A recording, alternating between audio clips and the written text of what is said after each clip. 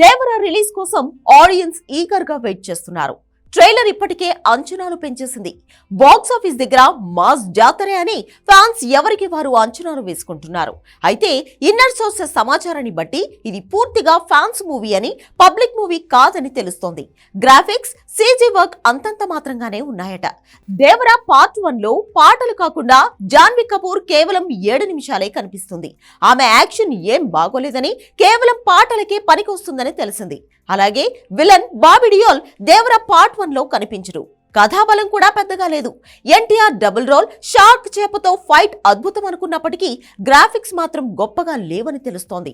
కథ విషయానికొస్తే 3 మత్స్యకార గ్రామాల మధ్య కథ ఇది. దీనిలో ఒక గ్రామానికి ఎన్టీఆర్ పెద్దగా వ్యవహరిస్తే, మరో గ్రామానికి సైఫ్ అలీ ఖాన్ నాయకుడిగా ఉంటారు. శ్రీకాంత్ 3వ గ్రామానికి పెద్ద.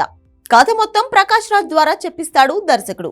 సముద్రం ద్వారా సప్లై అయ్యే ఆయుధాలను ఒడ్డుకు చేరవేసే మత్స్యకార గ్రామాల మధ్య విభేదాలు, విధ్వంసాలు, పగలు, ప్రతీకారాలు కథ ఇది. బయట నుంచి వచ్చే ఆయుధాల వల్ల దేశంలో తీవ్రవాద శక్తులు పెరుగుతున్నాయని, జనం ప్రాణాలు పోతున్నాయని, అరాచకం ప్రబలిపోతుందని ఒక జాలరి గ్రామానికి పెద్ద అయిన దేవర గుర్తిస్తాడు.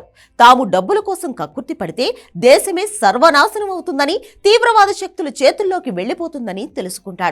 ఇక నుంచి సముద్రం ద్వారా ఆయుధాలు చేరవేసే పని నిలిపివేయాలన్నది దేవర ఆజ్ఞ. దానిని మిగిలిన ఇద్దరూ ఒప్పుకోరు, అతిక్రమిస్తారు. అప్పుడు దేవర అసలు రూపం చూస్తారు. సముద్రపు నీటిని రక్తంలాగా ఎర్ర రంగుగా మారుస్తాడు దేవర.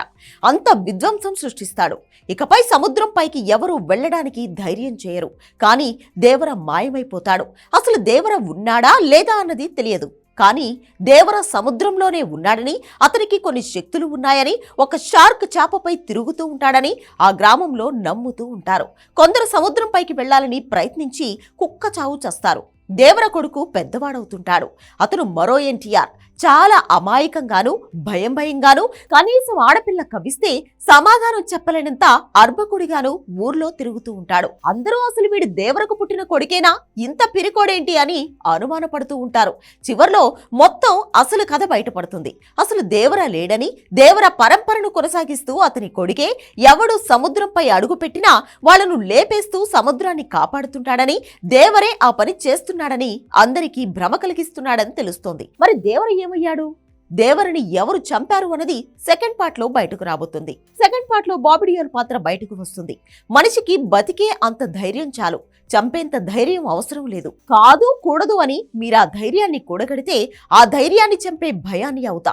ఈ డైలాగ్ వినడానికి బాగున్నా జనానికి మాత్రం గుర్తుండదు. అసలు అర్థం చేసుకోవడమే చాలా కష్టంగా ఉంది. ట్రైలర్ లో ఈ డైలాగ్ పైనే మొత్తం నడిపించారు. సినిమా మొత్తం ధైర్యం, భయం చుట్టే తిరుగుతాయనేది జనాలకు అప్పుడే అర్థమైపోతుంది. అందుకే ముందున్నంత ఎక్స్పెక్టేషన్స్ ఇప్పుడు లేవు, క్రమంగా తగ్గిపోతున్నాయి. దేవరిని చంపాలంటే ఆయన సమయమే కాదు, సరైన ఆయుధం కూడా దొరకాల. ఈ డైలాగ్ మాత్రమే జనానికి అర్థమవుతుంది. అందుకే చిరంజీవి ఆచార్యని అట్టర్ ఫ్లాప్ చేసిన పాదఘట్టం కథ మళ్లీ రిపీట్ అవుతుందేమోనని ఫ్యాన్స్ వణికిపోతున్నారు. రెండో పాట సంగతి దేవుడెరుగు. మొదటి పార్ట్ గట్టెక్కుతుందా అని చర్చించుకుంటున్నారు.